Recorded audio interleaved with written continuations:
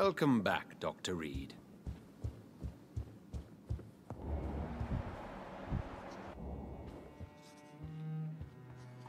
Elizabeth, what are you doing here? I've been formally asked to witness your triumph, my dear.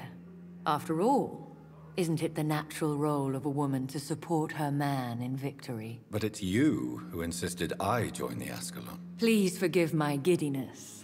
I'm just overcome by the thrill of finally being allowed within these hallowed halls. You certainly have an inquisitive mind. It's quite something.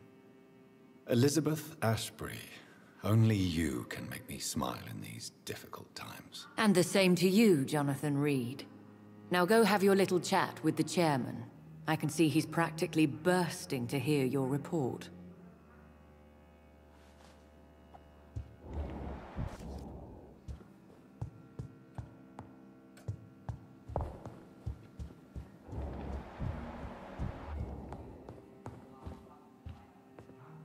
Welcome back to the Ascalon Club, Lance-Bearer.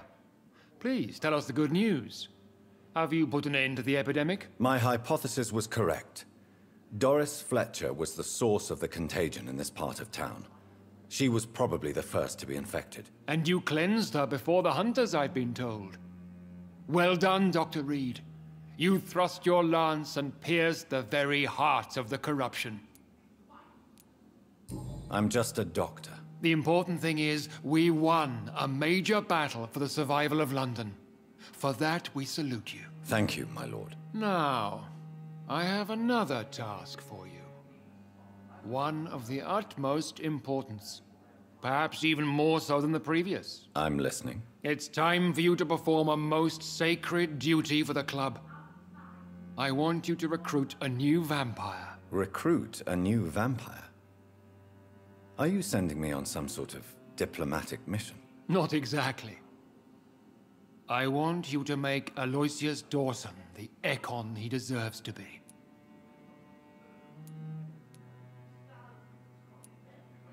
I'm not sure I'm the best candidate for such a task. I can hear the hesitation in your voice, Dr. Reed.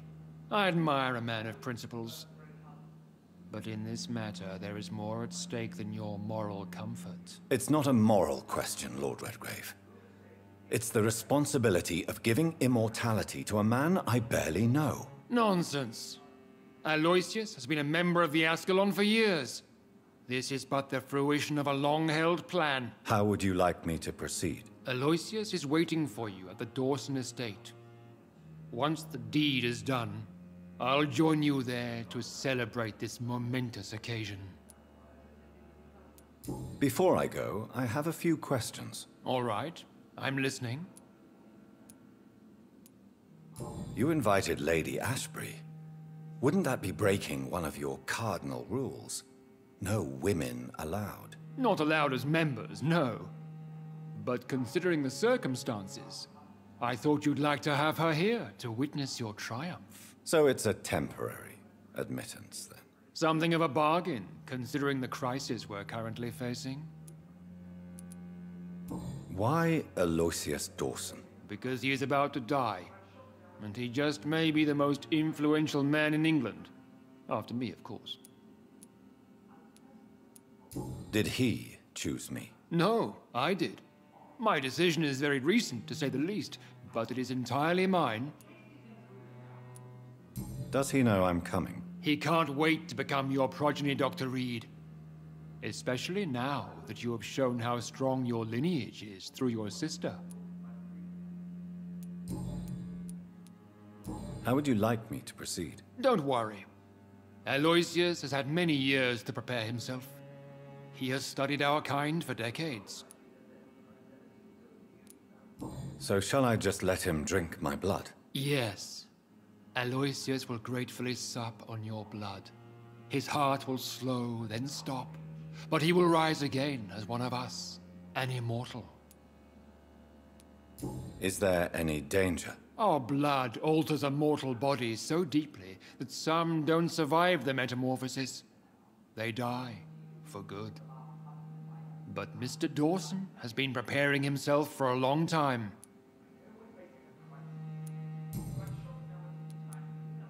Goodbye, Lord Redgrave.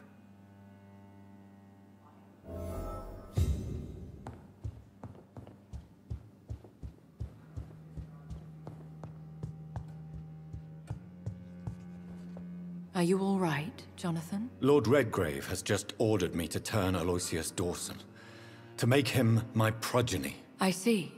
And how do you feel about this? I'd like your advice on the matter. The real question here is, why has his lordship given you this task? Do you think it's some sort of trap? Do you really want to know what I think about this? I do, yes. To make an immortal of a soulless blackguard like Aloysius Dawson will only lead to a disaster for London. The man is already dead inside. Should I refuse? Perhaps politely suggest that Lord Redgrave turn the man into a vampire himself. Don't you dare, my dear. According to what I've recently discovered, his lordship could kill you for even broaching the subject. Really? Why? I've recently found proof that the Earl of Bristol is of lesser lineage, and only capable of creating skulls. Please tell me more about your recent investigation. As long as you lower your voice. Are you sure your information about Redgrave is correct? He says he's the progeny of the great knight William Marshall, who lived some 9 centuries ago. That's a lie. Lord Redgrave is unable to create anything but skulls, if the poor souls survive at all. How can you be sure the information was correct? I made the acquaintance of a most interesting informer while investigating your maker, from whom I learned the truth about Lord Redgrave. Why so vindictive? You suddenly sound like you're angry. Forgive me, Jonathan. I hate myself for it, but I feel such pride in my discovery. I'm afraid I just can't help it. Which is? He did serve William Marshall. And yes, the blood he covets as a token does truly belong to that legendary knight. But he was never his progeny. His lineage is not so noble. What would you have me do about Dawson? The man is dangerous. Did you know he plans to build a wall to separate the healthy rich from the sickly poor? Do not make him your progeny. What would you do? The man's dying already. Let the Reaper harvest the rotten fruit that is his soul. What would happen if I made Dawson an Ekon like myself? You would add a powerful immortal into a suffering world. An immortal who already craves authority. Maybe I could teach him control, like you taught me. Lead him down the right path. Mr. Dawson spent his life searching for a way to cheat death. I'm sure he has spent decades dreaming of how he'd spend eternity as a tyrant. Goodbye for now, Elizabeth. Goodbye, my dear. Please, be careful.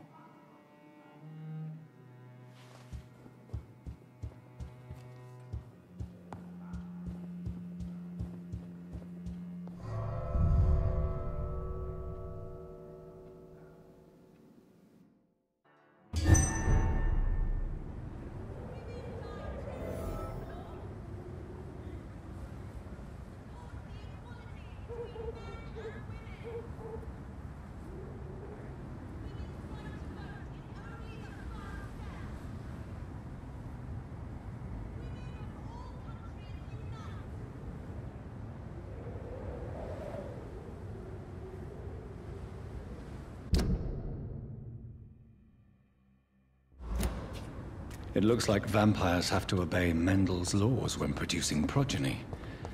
Powers pass from one generation to another. That's why Dawson wants me to sire him.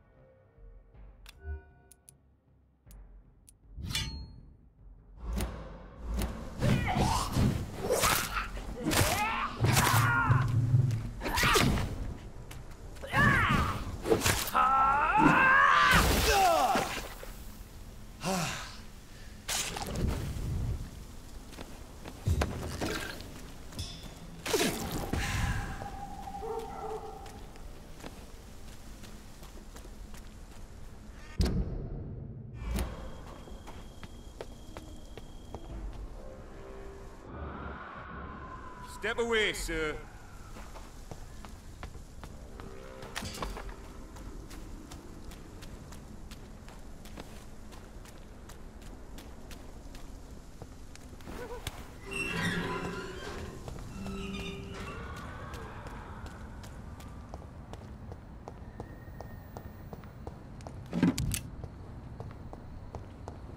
It's locked.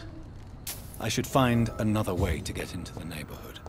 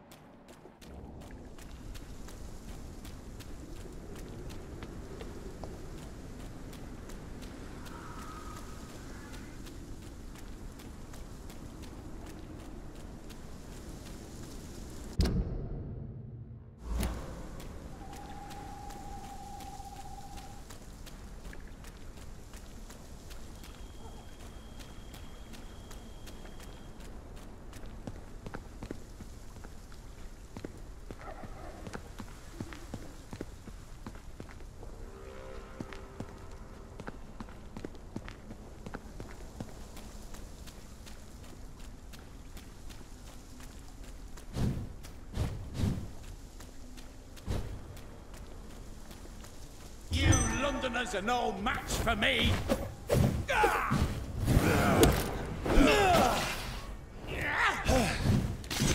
I think this passage could lead me close to Moses Dawson's version.